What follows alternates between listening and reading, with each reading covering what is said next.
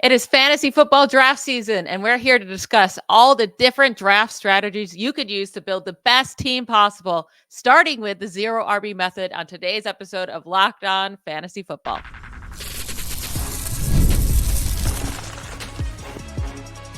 You are Locked On Fantasy, your daily NFL fantasy podcast.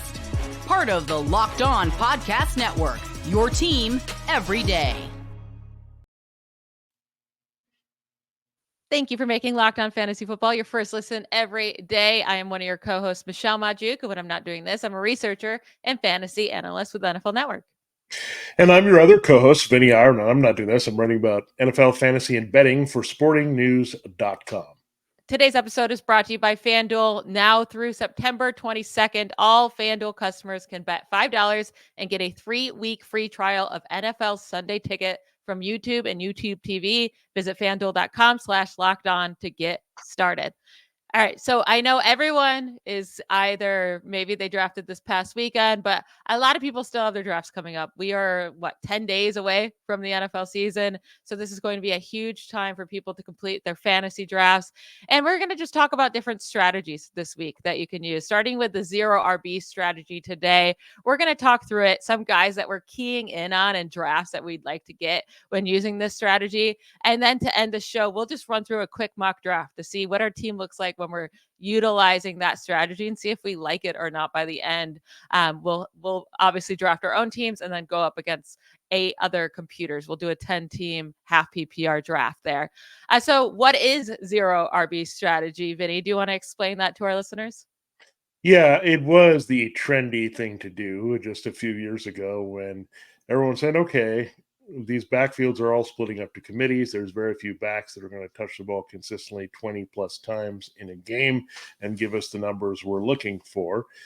And it's changed a little bit because the workhorse running back has come back a little bit. There's been some special guys entering the league. Christian McCaffrey, in that one sense of a versatile guy, of Derrick Henry, who's doing it through a lot of running, and they've had Austin Eckler do it through a lot of receptions and get a lot of touches and touchdowns to produce big time at the top of the board.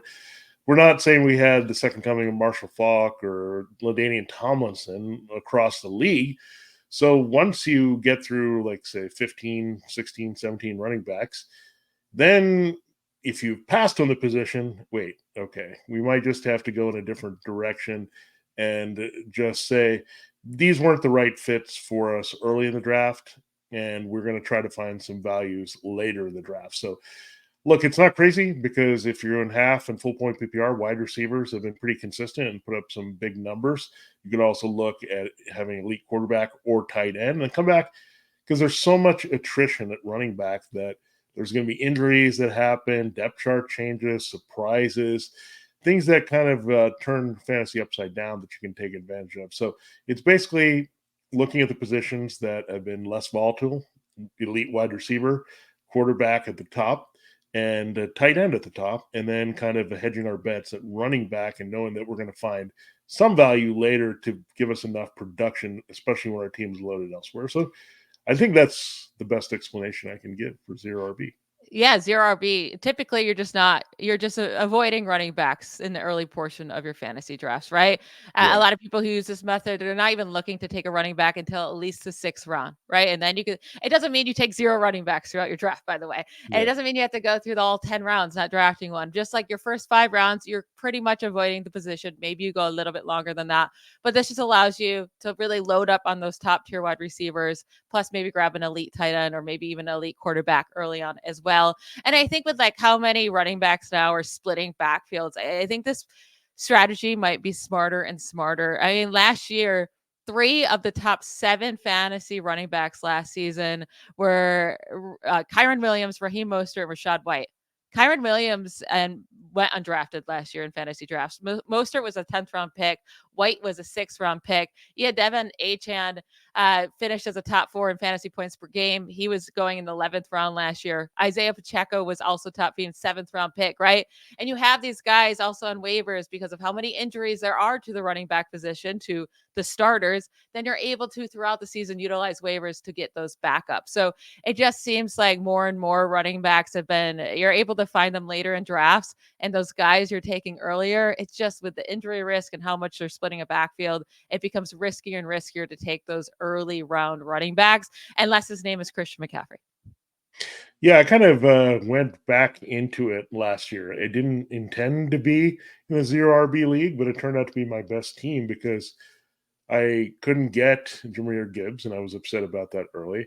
I couldn't get some of the other upside guys that I wanted, but then it worked out because I got David Montgomery and Raheem Mostert, and they had those seasons that they had. And look, no one saw that coming from either guy, but that just shows you it's a little bit unpredictable with these backfields, that there is a chance for people to come out of nowhere a lot more frequently than you'll have at wide receiver. I know you had Puka Nacua last year, but there were indications, if you looked, that Nacua was an environment to succeed and should have been drafted earlier. But running backs can be random, pop up anywhere. Injuries can change fortunes in a hurry. And you just have to be prepared. And sometimes it's guys we've never heard of or never intended to have on our team that we're relying on later in the season. But yeah, that's the whole purpose. Not only that you're drafting these guys late, but then you're going to be scouring the waiver wire, looking for those values that pop up that can turn into those RB gold players like a Kyron Williams. If you jumped on them early, you were set. If you went zero RB, were able to get Kyron, and you had this loaded team elsewhere, and then you got your running back one. So that would be the ideal scenario for things to play out. Yeah, I mean, just looking at the ADP last year for running backs, the consensus running back rankings were not good, right? Obviously, CMC was fantastic. He went 1. After that, Austin Eckler, Bijan Robinson, Nick Chubb, Tony Pollard, Josh Jacobs, Najee Harris, Ramondre Stevenson. These were all top 12 running backs in ADP, and all greatly disappointed you with where you took them. Well, you look at the wide receivers, and 11 of the top 13 wide receivers in fantasy points last year were all drafted over the first 4 rounds of fantasy drafts on average last season. It's been a lot more stable at wide receivers. The only real surprises were Puka Nacua and Nico Collins last year, and those will, of course, still come up, right? Like, we're going to have some surprises, but it's much more. It seems like it's easier for us to predict what wide receivers are going to do instead of running backs, because going into the season, we're much more confident on the usage that they'll get. Yeah, and then you can't discount the injuries. I mean, Breece Hall has been a great talent, but you also had a big injury just a couple of years ago. Javonte Williams we were all in on just a couple of years ago, and then he broke down. Since then, that knee injury, he's just not been the same back. He's not explosive, has no real juice for us to want to draft all that much. So, again, these guys, even the young, hyped guys that seem like can't miss, they can really fall flat on their face as well because of unforeseen circumstances. And look, no one can predict the future accurately. This is just looking at where the future is probably the brightest and safest versus the most risky. Yeah, and we're going to talk through some running backs that we're targeting late in drafts when we're utilizing this strategy. Now, some running backs that we like late, it changes up if you're kind of counting on them to maybe have running back 1 upside because they're your first running back that went off the board, right? You're kind of shooting more for upside later on in those drafts, or maybe you want someone more stable. But we'll get into all of our top running back targets and zero RB strategy right after this quick break. This episode of Locked On Fantasy Football is brought to you by LinkedIn Jobs. When you're hiring for your small business, you want to find qualified and quality professionals that are right for the role. That's why you have to check out LinkedIn Jobs. LinkedIn Jobs has the tools to help find the right professionals for your team faster and for free. It really doesn't get any better than that. You're trying to assemble the right team. And, chemistry is all very important, just like it is in sports. And you want to have the right individuals that can come together to make your company a success. LinkedIn isn't just a job board. LinkedIn helps you hire professionals you can't find anywhere else, even those who aren't actively searching for a new job, but might be open to the perfect role. In a given month, more than 70% of LinkedIn users don't visit other leading job sites. So if you're not looking on LinkedIn, you're looking in the wrong place. On LinkedIn, 86% of small businesses get a qualified candidate within 24 hours. Hire professionals like a professional on LinkedIn. LinkedIn knows that small businesses are wearing so many hats and might not have the time or resources to hire. They're going to be there for you every step of the way. 2.5 million small businesses use LinkedIn for hiring. Make sure you're one of them. Post your job for free at linkedin.com/LockedOnNFL. That's linkedin.com/LockedOnNFL to post your job for free. Terms and conditions do apply.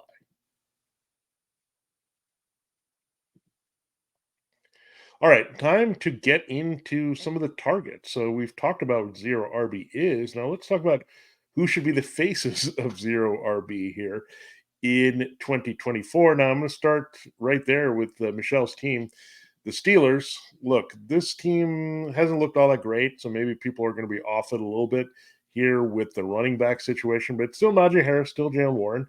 And this is where you can kind of have your entry point here to zero RB.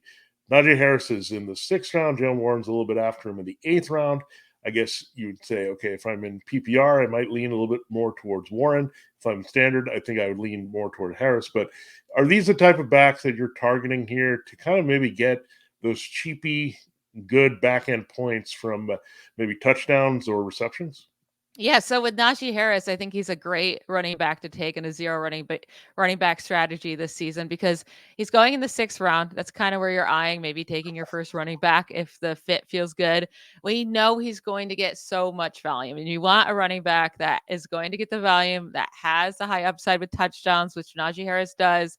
And I do think the first couple weeks the Steelers offense looked terrible. They did say they weren't running their actual playbook at all. They didn't have it open with Russ. They opened it up this past weekend, and the starting offense was moving, right? And even Cordero Patterson broke off a long one. Like, the offensive line looked better. I do think Najee Harris can have a great year with Arthur Smith this season. So that's why I'm taking Najee. Like, that's one of my targets. If I'm sitting in the 6th round, maybe even 7th in a 10-team league, he might fall that far. But like, I think he's a good guy to target with your RB1 if you're going with this strategy. Yeah, and there's a lot of combinations like this that you look at, like Warren. There, he's going to be involved, but he's not going to be more than the change of pace, bringing on some passing downs. But he did have some value last year, and you have to keep in mind you're not expecting RB1 production. It's not about we're going to jump on a guy and he's just going to way overperform his draft, right? You're just looking at a guy that is going to complement the rest of your team. So if you want to flip things around and say, who do you get in the 6th round or later, you're probably looking at wide receiver 3 or a tight end. That's what you have to do. You have to adjust your expectations for that top running back to be more like a back end starter at another position for you. Now, you have a couple more backfields that are interesting, Michelle. Tony Pollard, Tyjae Spears, Zach Moss, and Chase Brown. I think those are the ones that are kind of where you can find that value. We talked about committees and not knowing how these backfields are going to be split. Well, that's definitely where you're going to attack in a lot of situations, even if there's some equal value from those players. Yeah, or like you look at Kyron Williams breaking out last year, like who could be that guy who can maybe take over that starting role? Maybe that's Rico Dowell, right? For the Cowboys. Maybe you take a chance on him in the 11th round. Now it's a swing, and it might be a swing and a miss. But again, you're able to miss on these guys because you loaded up so much at other positions. So maybe Rico Dowdle gets the workload with the Cowboys and Ezekiel is done, and that could be huge. Jerome Ford in the 10th round. Nick Chubb is now out for at least the first 4 weeks, right? Jerome Ford's already a guy I've been talking up. Maybe his price increases a little bit here, but I don't see it dramatically increasing because, like, we just found out this news. Everyone's drafting like right now. When you're looking at ADP on your site, wherever you're drafting, like, he's going to be down the list. But Jerome Ford is a fantastic RB to take here with zero RB strategy. And then obviously, yeah, you brought up Zach Moss. I mean, that's just my boy, right? So 7th, 8th round, I think he can be a top 20 running back this year. So of course I'm going to take him. And I think I have a really solid RB2 being, in this strategy as well. What about Devin Singletary? Interest in him if you're doing a zero RB strategy? Yeah, I think there's one of two ways you want to approach this running back. You want a guy that's going to get some high leverage volume. That means get the ball near the goal line. He may only have 15 or 16 touches, but he's going to have an opportunity to score the touchdowns that come along. And Singletary definitely had a little bit of that last year. He's not a big-time receiver, but the injury there to Tyrone Tracy could help him do a little bit of that. You don't need too much more.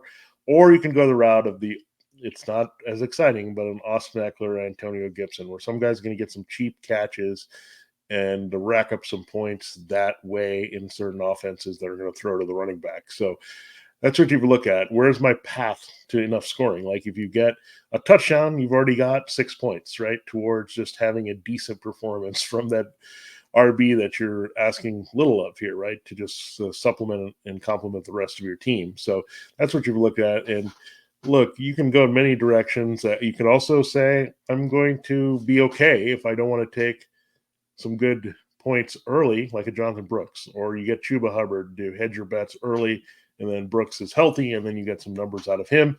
Or you look at a backfield such as the Chargers, where Gus Edwards, J.K. Dobbins reunited from the Ravens, maybe together you get some of the things that they did well, right? Gus Edwards with all the touchdowns, Dobbins maybe some big runs if they're on the field together. So there's ways to approach it. There's a lot of values, and it could get a little gross sounding in your head, but this is the way you have to execute it, knowing just look at the rest of your team, and that'll make you feel a little bit better about the zero RB strategy. If I have the it's perfect something out there. plan. I have the Yeah, perfect plan for a zero RB strategy. So you go with Jerome Ford, right? And you know you're good yeah. with him for the first 4 weeks. And you also take Jonathan Brooks because Mhm, Jonathan Brooks should be back by week mhm. 4. So you have your really solid running back that's going to be the starter for the Browns for the first 4 weeks. And then once Nick Chubb comes back, yeah, that could hurt Ford, but then you bring in your Jonathan Brooks that's been waiting to come play. That's a really good point because I don't think people look at the whole season. They're like, okay, what am I going to get from this guy right away? Or what am I going to get from this guy later? But if you start to put together, hey, you got to be a little bit creative when you're going zero RB. You got to say, who's going to help me early? Who's going to help me late? Who's going to help me in the middle? Who's going to stay healthy for me? Who's going to be a backup that's thrust into action when my shaky, unhealthy starter goes down for any of these teams? So, and that's the thing. You got to be ready to pounce on the waiver wire, right? You're going to have to be a little bit more diligent with running back. That's going to be the position you target, just like you do in the draft here late. You're going to be looking at the waiver wire early and often for running back help because you could end up with a Kyron Williams. Now we're going to actually put this plan into practice and do a mock draft. It's going to be a 10-team, half PPR, 12-round mock draft. We're not going to be taking a kicker or defense or anything like that, but we just want to see how our team would look if we went zero RB strategy this season. Vinnie and I are going to run our own teams, make our own decisions, and then we're going to be going up against 8 computers. Now, if you're watching it on YouTube, you'll be able to follow along with the draft board with us. If not, we will try to explain the draft as well as we can through our words. So it'll be fine also if you're just listening, but come watch it on YouTube if you can. We will get into that mock draft right after our quick break. This episode is sponsored by FanDuel. You've heard us all talk a lot about FanDuel, America's #1 sports book. Well, we have something a little different for you. Now through September 22nd, all FanDuel customers can bet $5 and get a 3-week free trial of NFL Sunday Ticket from YouTube and YouTube TV. Then with a YouTube TV base plan, you'll be able to watch every regular season Sunday afternoon out-of-market game. All you need is a Google account and current form of payment, and you can cancel anytime. If you guys have never experienced the NFL Sunday Ticket on a Sunday, I'm telling you, it is everything. Red Zone in particular on a Sunday, like that's what I live for, right? And then you also can put up other games of specific teams that you love. It's absolutely amazing. If you haven't experienced, you get a 3-week free trial. Give it a try. And one bet I love on FanDuel right now, an easy bet for the season, is the Pittsburgh Steelers win total over 8.5 at plus 115 odds. Mike Tomlin doesn't have losing seasons, period. So all you have to do, visit FanDuel.com. Again, make a $5 bet. It's FanDuel.com/lockedon specifically to download America's #1 sportsbook. All right, I'm going to get us into this draft. I'm going to be team 5. Vinnie is going to be team 8. And again, we're doing zero RB strategy. So neither of us will be taking a running back over the first at least 5 rounds. Now, maybe we'll have different strategies after that. Maybe we'll keep going no zero RB depending on who's sitting there. But I'm going to get this draft started. Again, I'm at the 5 spot and Vinnie is at the 8 spot.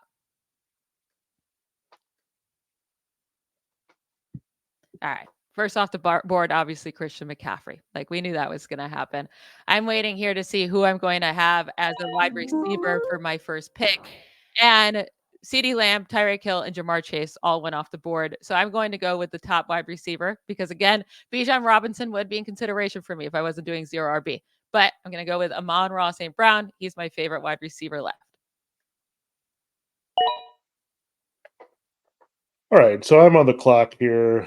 We lost Justin Jefferson, one pick before me. I can't take Brees Hall. This kills me, so I'm just going to have to move on. And I can't take Jameer Gibbs, so that's also very sad.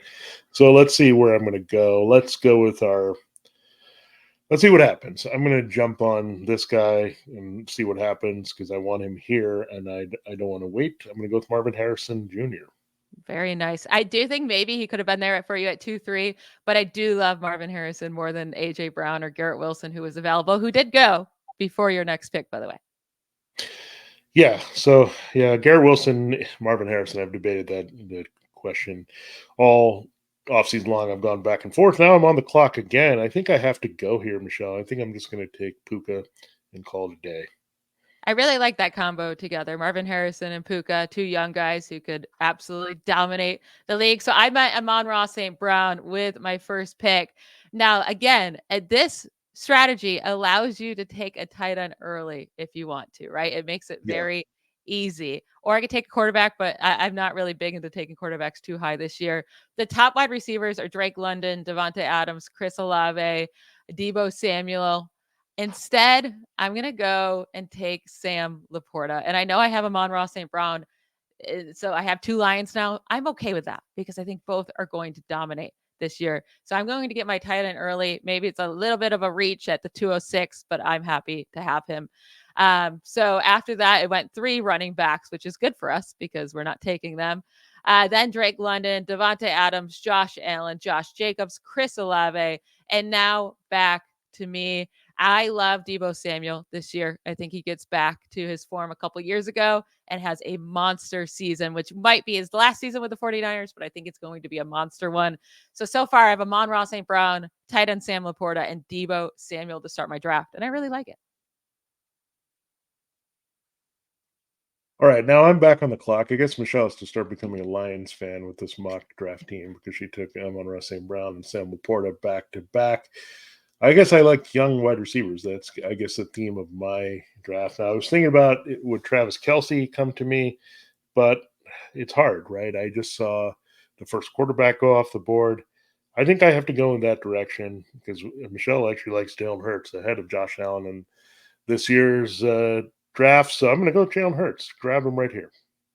All right, I like that. So would you have gone Yeah. Kelce if he made it to you because he went one spot before? I would have thought about it, but again, I would have liked Hurts a little bit better. That Laporta was gone. I might have kind of just waited a little bit because Laporta and Kelce were pretty close and see if Kelce would have come back. But I didn't have to make that decision. I'm very happy with Hurts there. Now, I still am not going to go tight end here. I'm just going to avoid that right now.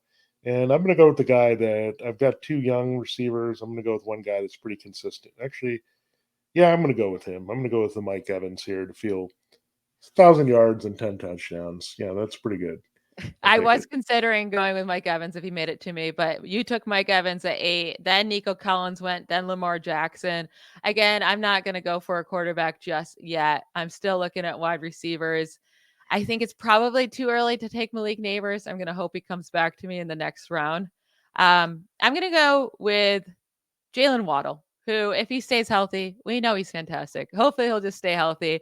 But I'm going to go. So I have Amon-Ra St. Brown, tight end Sam Laporta, Deebo Samuel, and Jalen Waddle. So I started 3 wide receivers, 1 tight end.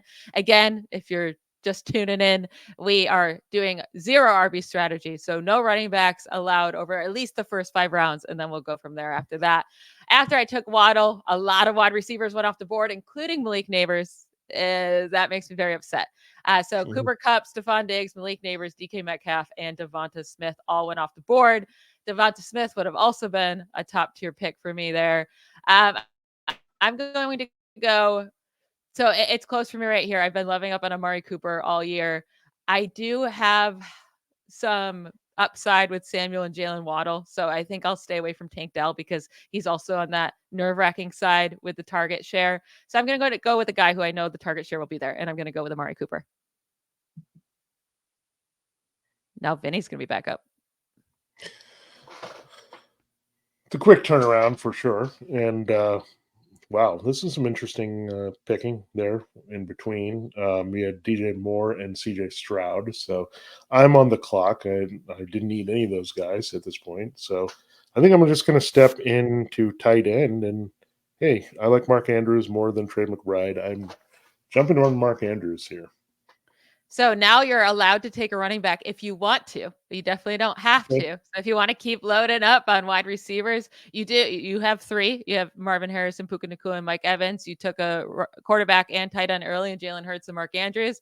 Now, what are you going to do with your sixth round pick? Oh, now I guess I'm allowed to take running backs again. Wow. I mean, there's some guys there, but you know what? I'm going to wait a little bit more because we have a flex in this league, and I'm going to look for some value. And I'm just going to jump on a guy I like a lot, and that's I'll jump on him because I need to kind of follow what I like, and I'm going to go Terry McLaurin with my flex here. I like it. Now, I'm also going to stay away from running backs because the top running backs are Aaron Jones. James Conner's definitely interesting. David Montgomery, DeAndre Swift, Ramondre Stevenson. Now, if I wasn't in a zero RB and I had other running backs, James Conner would be more interesting to me. I don't necessarily want James Conner to be my RB1 because we know his injury history, right? So I don't feel great about that. And I really love T. Higgins, who's sitting here at the top of the wide receivers. So I'm going to keep loading up on wide receivers and go with T. Higgins. My wide receiver room is stupid good with Amon-Ra St. Brown, Deebo Samuel, Jalen Waddle, Cooper Kupp, or sorry, Amari Cooper, not Cooper Kupp, and T. Higgins. And then also, of course, I took Sam Laporta earlier. After I took T. Higgins, Dalton Kincaid went, Joe Burrow, George Kittle. 4 more running backs went off the board, and Connor, DeAndre Swift, Ramondre Stevenson, and David Montgomery. So we are starting to get thin here at running back. Oh, This boy. is my time. I said it. I'm targeting him. I'm going with Najee Harris as my RB1, and I feel really good about it. So running back off the board for me. It's nice when what we talk about comes to fruition here, right? And this is the first guy that popped up that you wanted to take at running back. So lined up with what you were saying earlier. Now let me go to running back here. My guy's still on the board. Remember our debate between Najee Harris and Zamir White? I'm going to take Zamir White. I'm very happy about him with his upside as my first RB here in round 7. You can't beat that. You can't. And now, hopefully, with us waiting on running backs, other people were loading up on running backs. So that might mean now they start to load up on wide receivers, leaving us some of these running backs that we're interested in later. So no running back went after your last pick of Zamir White. It went Kyler Murray, Keenan Allen, Jaden Reed, and Kyle Pitts. So was there another running back you were eyeing here that you want to take? Yeah, unfortunately, you're not going to like this pick. He also has a first name that starts with a Z, so I'm going to go Oh. after him here. I'm sorry, I had to do it. We talked about him. We got to follow through again. This is our first mock we're doing, so I'm going to take Zach Moss, and I'm going to feel good about taking him 3 spots ahead of you. And when we look at this, that's a good point you made, Michelle. That you kind of force other people into doing things if you keep going this route. Like all the people around you are going to take other positions now, and now you can feast on those running backs when everyone else has to fill out their other positions. And then, so that really hurts me because it went Zach Sorry. Moss and then Raheem Mostert. The two people, Oh I boy. mean, definitely Zach Moss I was eyeing, and then Raheem Mostert. Tony Pollard is an option. I don't hate it, don't love it. I might go grab my quarterback at this point. At the Mhm. top, there's Dak Prescott, Jordan Love, Brock Purdy. Oh man, Team 6 for whatever reason's not making their pick, taking their sweet time. I might actually get crazy and take another wide receiver and go with Rome Odunze.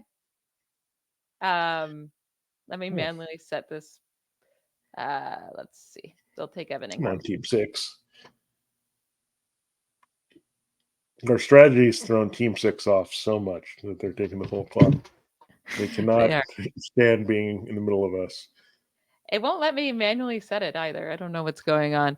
I do plan to take Roma Dunze, so let me set that player. See if that works. Because I don't have to depend on him anytime soon, right? My wide receivers are so Oh, here we loaded. go. So that if I could get something out of Roma Dunze in the second half, like this breakout star, that could be like a game-changing league winner. All right, now we're in business, it looks like. So Yes. All right, after I went, two more wide receivers went, and Dak Prescott.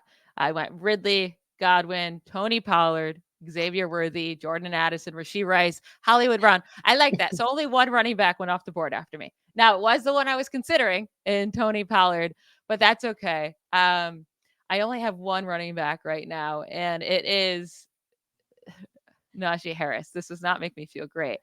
Do I want to reach for a Devin Singletary or a Gus Edwards? I think I can wait on that. So I'm going to pull the trigger on my quarterback, and I'm going to go with Jaden Daniels. It's funny there, before your pick, all three Chiefs wide receivers went in a row. Xavier Worthy, Rashee Rice, and Hollywood Brown. Probably will not happen in your actual draft. Now, Jane Daniels, look at that. I mean, you got good value. I mean, I don't know if this is going to happen for real in the ninth round in a lot of drafts, but yeah, I mean, that was good to come back and get your quarterback there. Javonte Williams, Ladd McConkey had no interest, and this is what we're going to employ here. I am going to swing here for the fences. If Zamir White and Zach Moss don't work out, I'm going to take Jonathan Brooks. So this is also good strategy. Load up at that position. If it's weak, right, give yourself some options. Now I have a guy, if he's healthy in the second half of the season, that could be really nice. And some flex options too. So I really think that's another sneaky way to go. Stack up on that weird weak position that you have, and you're always going to have one of them. And in this particular draft, we know it's running back. Yeah, I like the Jonathan Brooks pick. You got to be patient with him. But if you're able to do that or have an IR spot, I love it. After that went Jalen Warren, Nick Chubb, and Austin Eckler, and then also Deontay Johnson. So 3 running backs off the board before your next pick.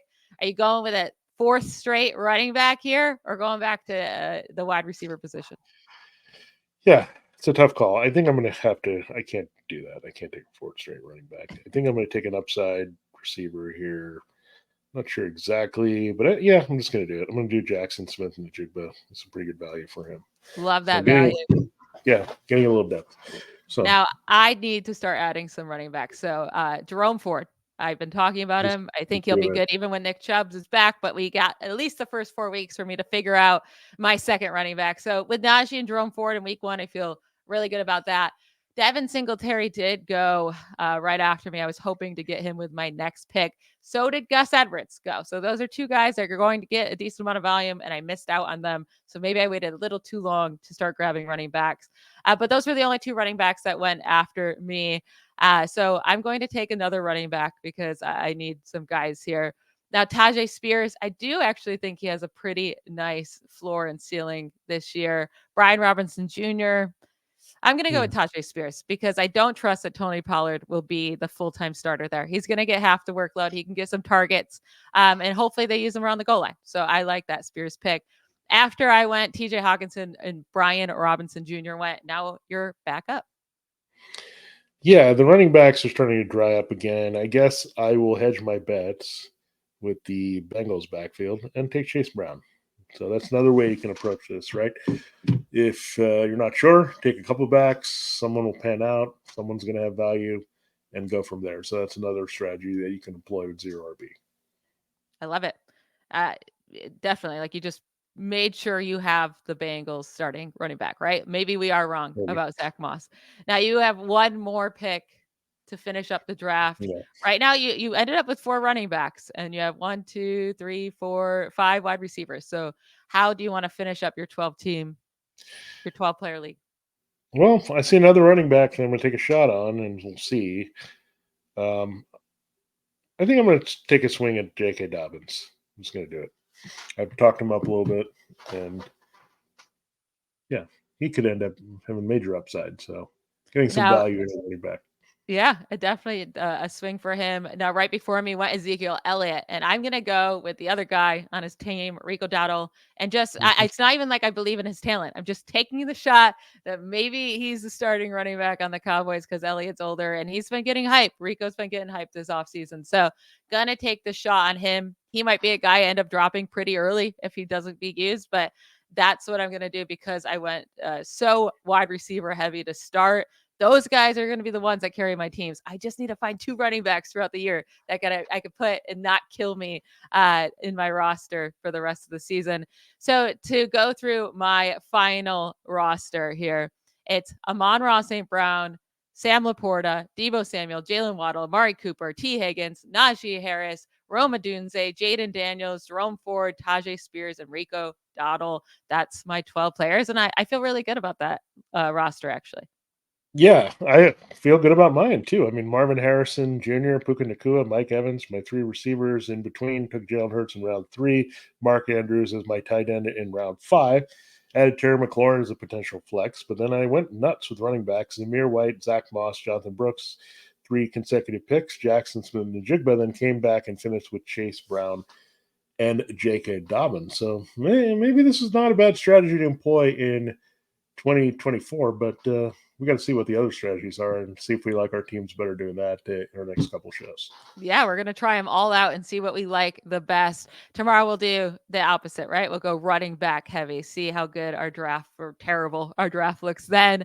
We will talk to you all tomorrow. Thank you to you all for making Locked On Fantasy Football your first listen every day. Have a great night. Bye, y'all.